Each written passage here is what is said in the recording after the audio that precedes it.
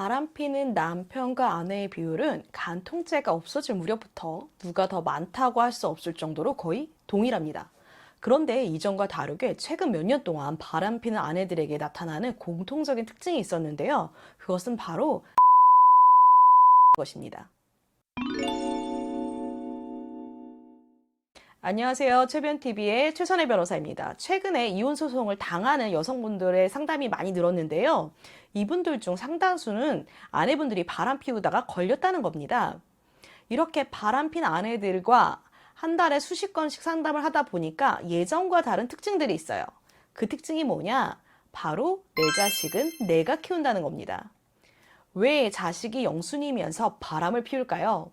자식이 영순이지만 다른 남자를 만나고 싶은 생각이 드는 분들, 오늘 영상 끝까지 보시기 바랍니다.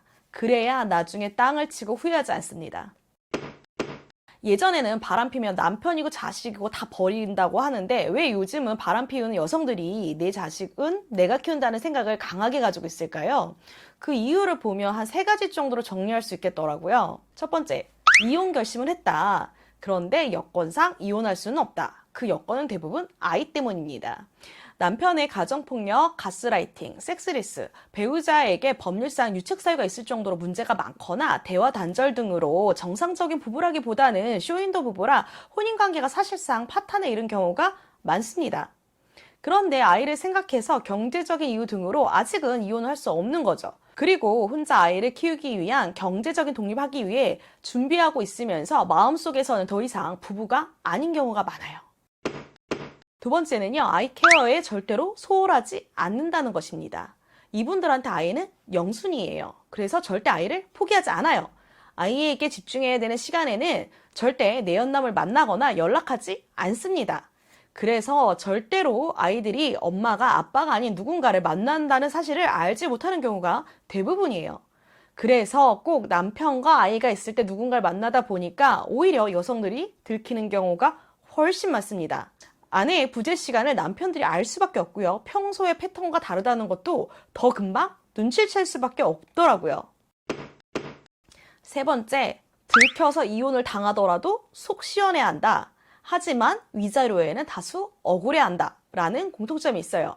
어차피 몇 년 안에는 본인도 이혼할 생각이 없고 이미 부부로서 애정 1도 남아있지 않기 때문에 이혼 자체에는 올 게 왔다고 생각하고 이혼 후에도 속 시원해야 합니다. 하지만 남편이 유책 배우자란 증거를 수집하기도 전에 외도한 것이 들킨 터라 남편한테도 유책 사유가 있는데 본인만 유책 배우자가 돼서 나쁜 년이 되고 위자료를 지급해야 되는 것에 대해서는 굉장히 억울해하시는 경우가 많아요.